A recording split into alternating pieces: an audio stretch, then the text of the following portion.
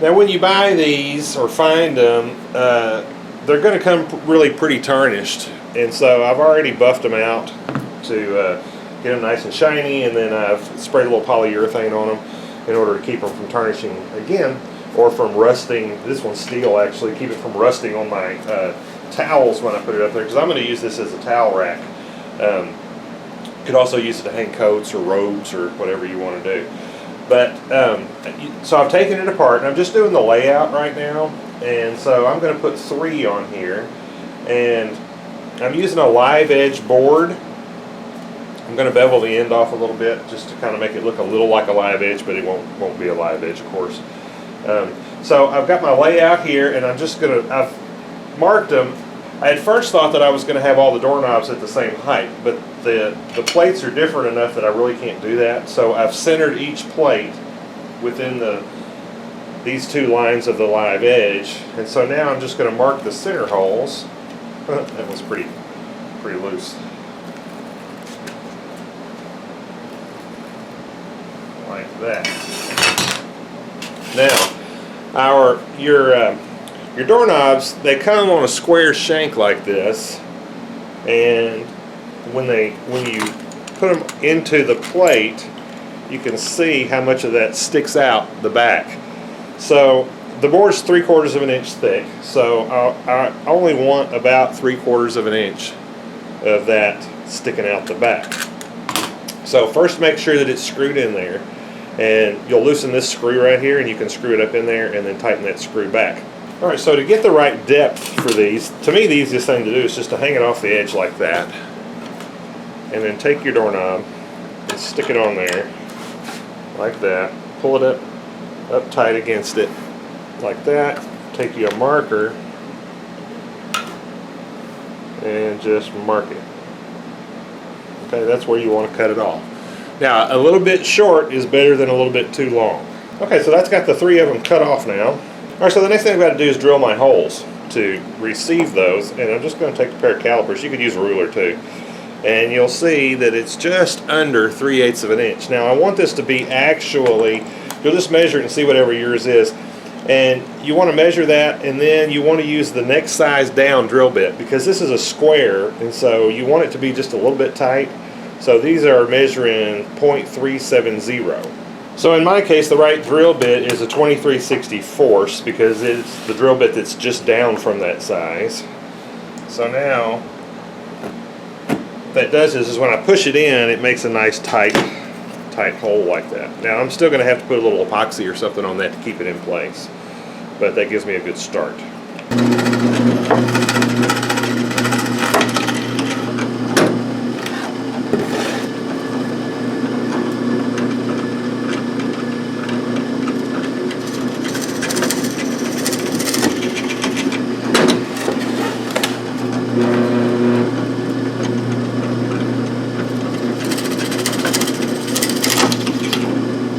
Okay, the next thing I've got to do is get this thing sanded and get it ready to put my stain on here. Now with this live edge, what I like to do with a live edge is take a little wire brush and just give it a brushing. And the reason I do that is I want to get anything that's loose off of there and any dirt out, because I don't want it to contaminate my finish later.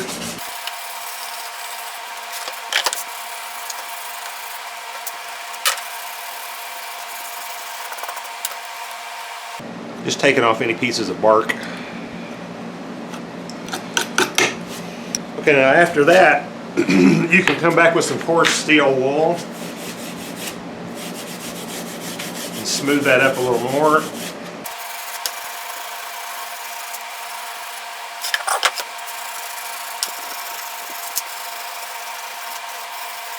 Alright, I'm going to go ahead and bevel this edge, and with a live edge like this, it can be a little tricky because you don't have a very straight edge over here.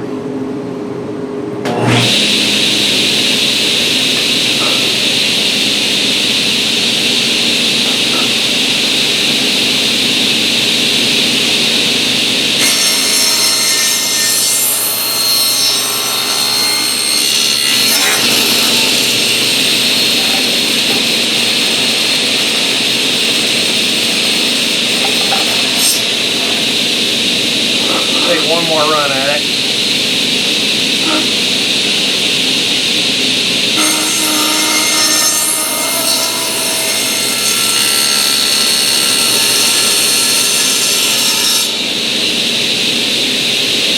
Alright. That's pretty good.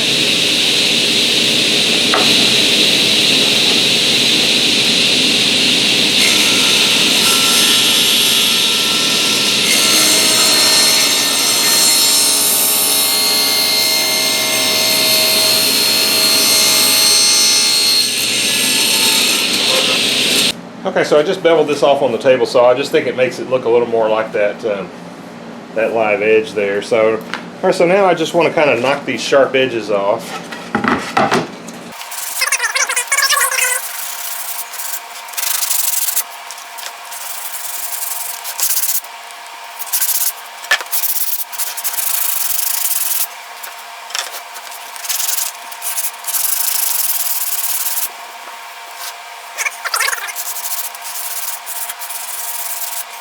Now for the last thing, I'm going to hit it with some 220 sandpaper.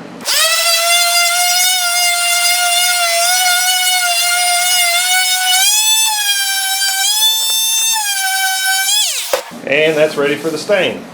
Now this board is pine, and anytime you're going to stain pine, you got to be careful that it doesn't get blotchy. And so this is what it looks like if you just stain it straight out. It's got these little blotches all over it, which I don't like. This is what it'll look like if you do it a different way. Let me show you how to do that.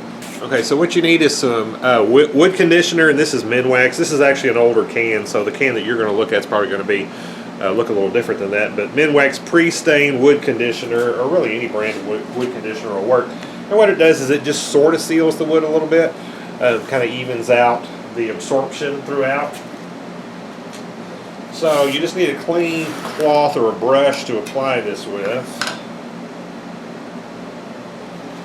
Now the end grain, you're going to want a lot on there, so I'm actually going to treat that twice.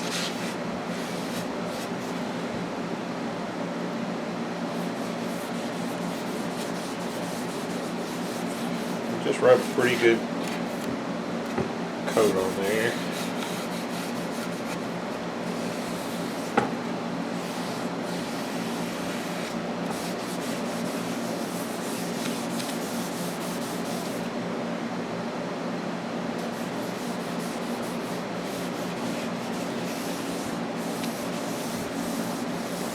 And I'm going to hit that end grain one more time.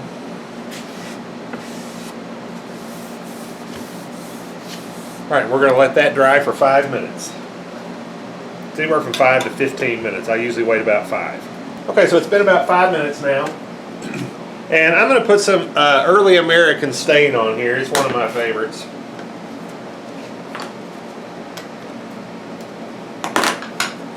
And I'm going to use a brush. I usually use a rag, but I'm going to use a brush because I've got to get down into some of this live edge.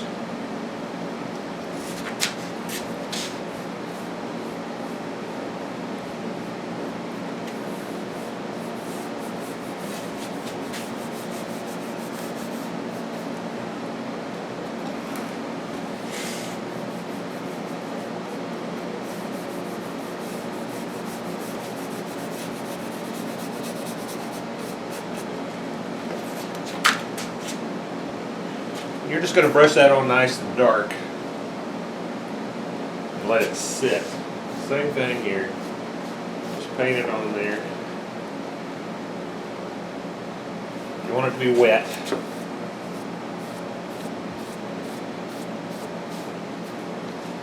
I got to be kind of careful about this end grain or I'll wind up with a stripe where it's soaked in at the end. I'm just going to brush over that end grain really quick. I don't want it to be really puddled because it's going to get dark on me.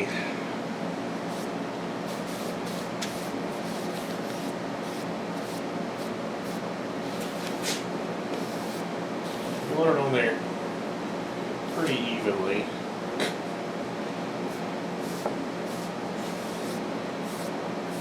Alright, now I'm going to let that dry for about 5 minutes. Alright, it's been about 5 minutes and I want to put one more coat on the top. I'm happy with the ends and the sides. I just want one more coat on the top. I want it a little bit darker. But you can already see I've got a nice even finish on there.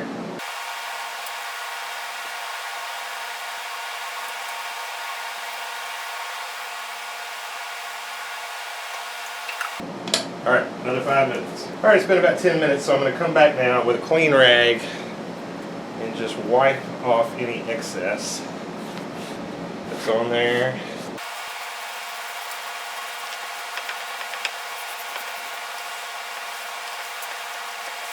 Alright, now I'll let that dry really well and then I'll come back and finish it. Alright, so my stain is dry and now I want to get a finish on it, and this is just some polyurethane. It's a satin finish in the Minwax.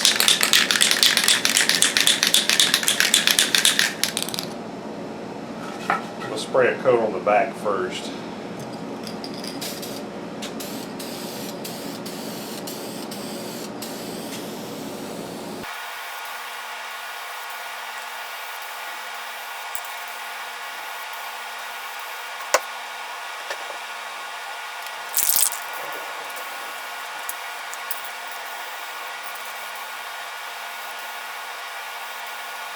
This is some 3/0 steel wool. Just knock the nibs off of here.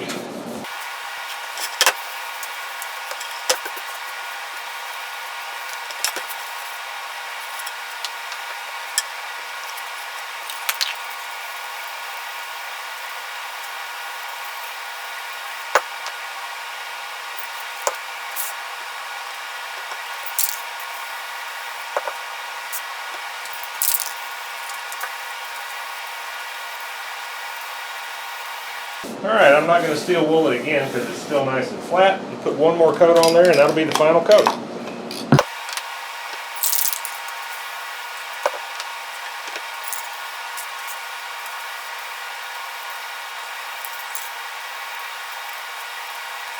Alright, and I'll be back once this is dry.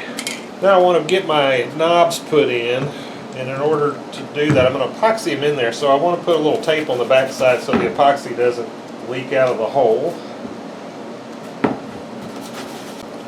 Alright, so I'm just going to mix up some 5-minute epoxy. It doesn't really matter what kind of epoxy it is. This is just what I have laying around.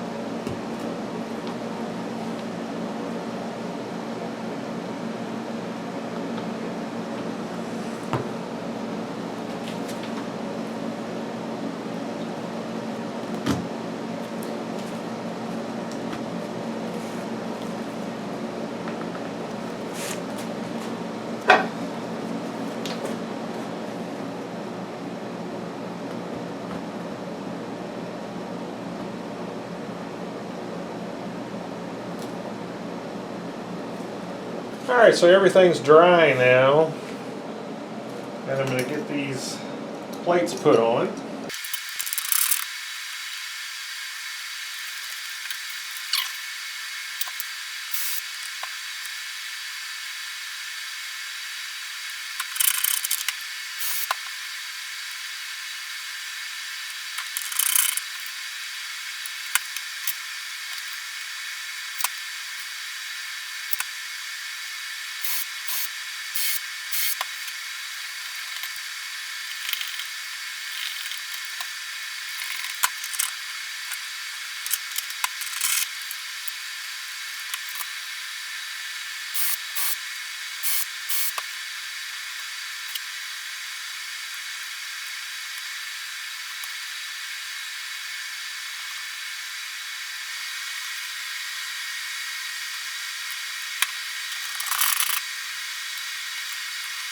Alright, that's got it done. Let's see. Whoop. There it is.